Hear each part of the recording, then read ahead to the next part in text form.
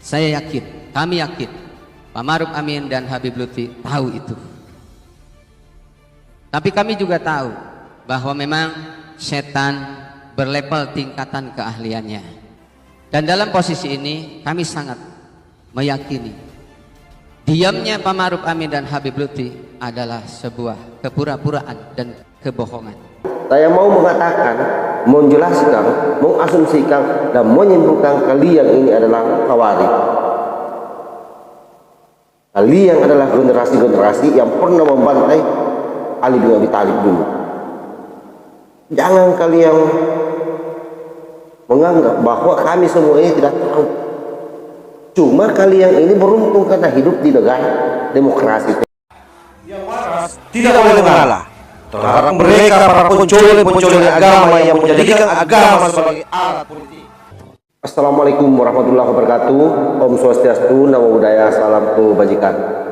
Sahabat-sahabat Tulan 9 yang saya hormati dimanapun juga berada, viral beredar video yang mana saya tampilkan cuplikannya di awal tadi itu adalah merupakan para kadrung yang ada di Kabupaten Garut, di mana kadrung-kadrung biadab ini mencoba menohok dan mempermalukan Kiai Ma'ruf Amin dengan Habib Lutfi, sampai-sampai dalam pernyataannya itu begitu sangat kasar, begitu sangat menghinakan kiai-kiai suku NU yang juga salah satunya adalah Wakil Presiden Republik Indonesia sekaligus sebagai Watim Pres, menganggap bahwa keberadaan Kiai Ma'ruf Amin sebagai Wapres dan keberadaan Habib Lutfi sebagai Watim Pres di Indonesia ini yang dianggap tidak berguna dan sama sekali tidak ada hal yang baik yang dia lakukan untuk bangsa ini.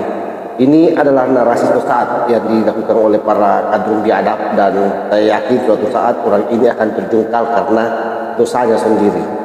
Nah, bagaimana video lengkapnya? Coba kita simak. Sebentar kita akan kuliti satu persatu. Kalau tadi beliau mengingatkan kepada Pak Jokowi dan Mahfud MD dan lain-lain, di kesempatan yang mulia ini saya mengingatkan kepada Ma'ruf Amin dan Habib Lutfi. Ma'ruf Amin sebagai orang kenal sebagai kiai yang jadi wakilnya Pak Jokowi. Habib Lutfi kita semua tahu juga salah seorang penasehat dari Pak Jokowi. Kami yakin bahwa sesungguhnya Anda semua paham mana hak, mana batil, siapa pejuang, siapa pecundang, siapa yang sedang berjuang menyelamatkan bangsa, menyelamatkan negara ini, dan siapa yang sedang merongrong untuk membangkrutkan bangsa dan negara ini. Saya yakin, kami yakin, Pak Ma'ruf Amin dan Habib Lutfi tahu itu. Tapi kami juga tahu bahwa memang setan berlevel tingkatan keahliannya, sehingga tidak maksum. Ulama tidak berarti tidak mungkin salah. Habib tidak mutlak benar. Dan dalam posisi ini kami sangat meyakini diamnya Pak Ma'ruf Amin dan Habib Lutfi adalah sebuah kepura-puraan dan kebohongan. Membiarkan kemungkaran itu artinya apa? Meridoi kemungkaran terjadi. Membiarkan rejim ini menangkap para ulama, mengkriminalisasi, bahkan bukan para ulama, syariat Islamnya pun dikriminalisasi. Maka kemungkaran yang lebih berat mana lagi selain daripada ini? Wahai Pak Ma'ruf Amin, wahai Habib Lutfi, bersikaplah tegas. Ingatlah usia kalian sudah renta. Demi Allah, ajal mengintai kalian berdua. Wahai rejim, sadarlah bahwa kalian semua akan mati. Kejahatan kalian untuk mengkriminalisasi para ulama yang lurus itu sama dengan mengkriminalisasi Rasulullah, karena Rasul bersabda al-ulama warasatul anbiya. Setelah para nabi, para rasul ini sudah tidak ada, maka tugas para nabi dan rasul itu dilanjutkan oleh para ulama. Dengan demikian, kalian berbuat jahat, berbuat keji terhadap para ulama, artinya kalian jahat kepada Rasulullah. Takbir. Kalian sedang berusaha untuk mematikan citra baik para ulama, artinya apa? Kalian sedang berusaha keras untuk memisahkan Islam dari para ulama, dan itu tidak mungkin.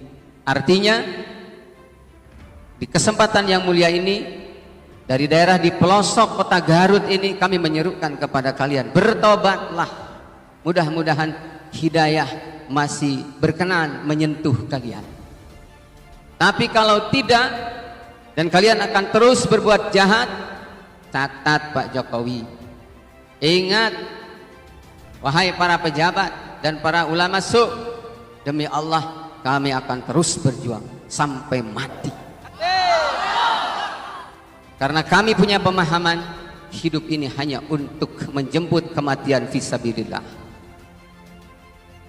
Wahai Jokowi dan para kaki tangannya, ingat, para ulama itu sejatinya adalah sedang berjuang, menjadikan badannya sebagai tameng, membela umat, membela rakyat, menghadapi penjajahan asing dan asing.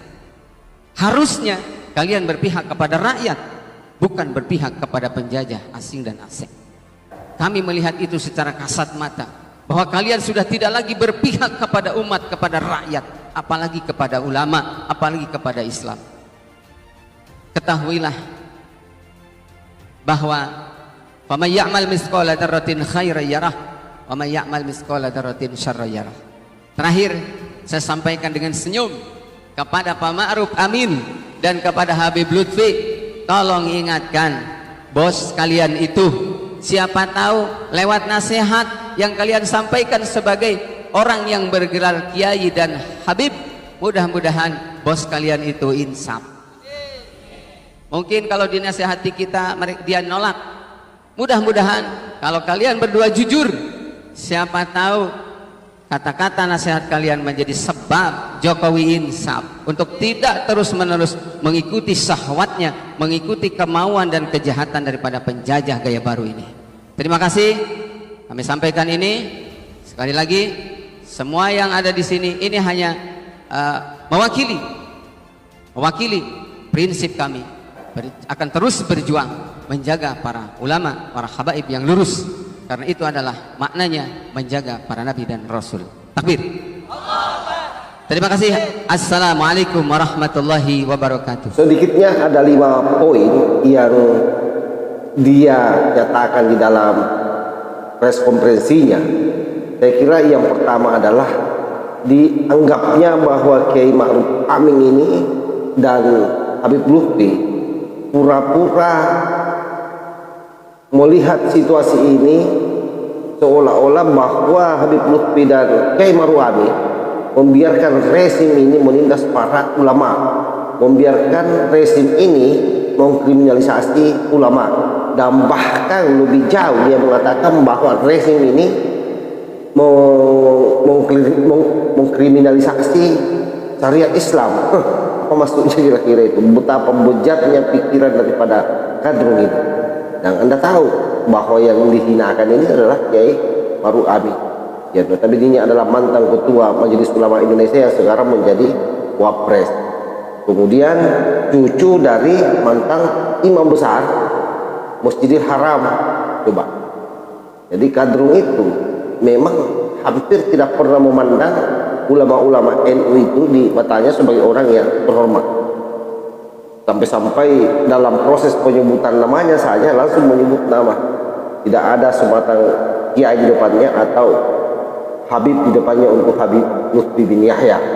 Nah, dianggap bahwa kedua ulama besar kita ini adalah orang yang ikut larut, seolah-olah berpura-pura katanya melakukan pembiaran terhadap kriminalisasi ulama yang dilakukan oleh rezim. Saya kira itu poin pertama.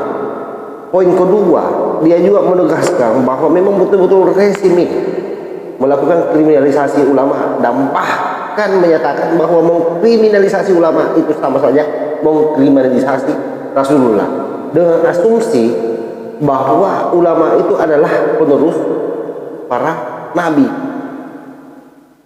sekilas bahwa itu benar. Tapi yang menjadi persoalan di sini adalah siapa yang dikriminalisasi. Saya kira negara sampai hari ini tidak pernah mengkriminalkan yang namanya ulama. Kita tahu ada banyak memang ulama-ulama kadruk yang berhubungan dengan hukum.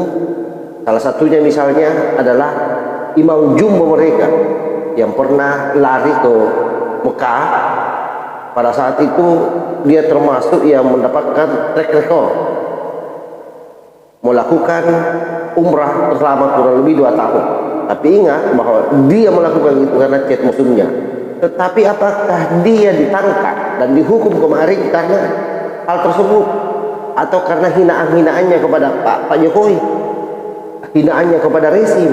Tidak. Dia ditangkap justru karena kebodohannya melakukan pembohongan publik pada saat terjadi COVID-19 kemarin. Dan oleh karena itu dalam posisi itu di depan hukum tidak ada istilah ulama. Ketika Anda melakukan kriminal, maka sesungguhnya Anda adalah kriminalnya, bukan ulama. Itu satu. Yang kedua, Habib Bahar atau Bahar Smith yang pernah juga ditangkap. Dia ditangkap karena apa? Karena melakukan pembohongan hoax di publik terkait soal peristiwa meninggalnya Laskar FPI yang 6 orang itu. Kan jelas sekali kasusnya. Belum lagi studi Nur hari ini misalnya, yang berhubungan kembali dengan hukum, yang sebelumnya juga tidak pernah berhubungan dengan hukum, akibat daripada menghina Nahdlatul Ulama. Kali ini dia melakukan penodaan agama karena mubahalah yang dia lakukan. Jadi sekali lagi, tidak ada rezim ini pernah melakukan kriminalisasi terhadap ulama. Bahwa ada yang ditangkap bukan karena ulamanya, tetapi karena kelakuannya yang berbuat kriminal di negeri ini. Negara ini negara hukum, bos. Siapapun posisinya sama di depan hukum, tidak ada yang istimewa. Narasi yang terlalu dipaksakan menganggap bahwa negara ini jahat. Justru yang jahat itu kalian. Kenapa? Karena kalian tidak pernah pro dengan apapun yang dilakukan oleh pemerintah. Saya mau mengatakan, menjelaskan, mengasumsikan, dan menyimpulkan kalian ini adalah khawarij. Kalian adalah generasi-generasi yang pernah membantai Ali bin Abi Thalib dulu. Jangan kalian menganggap bahwa kami semua ini tidak tahu. Cuma kalian ini beruntung karena hidup di negara demokrasi, sehingga apapun yang kalian keluarkan, selama itu tidak ada yang melaporkan. Tapi ingat ya, jangan melakukan penghinaan kepada presiden, karena sekarang ini sudah ada KUHP baru, Anda bisa dipidana. Itu yang saya pesankan ke Anda semua ini, para gerombolan-gerombolan kadrun yang hari ini enak bedulnya menghina Habib Lutfi, menghina Kiai Ma'ruf, dan menghinakan presiden kita. Jadi kalau boleh saya katakan, kalian adalah orang yang paling kurang ajar di dunia ini. Berani-beraninya bahkan mengaku katanya siap mati untuk memperjuangkan amar ma'ruf nahi munkar. Silahkan mati saja di sana kalau mau mati. Silahkan berjuang kalau Anda berani.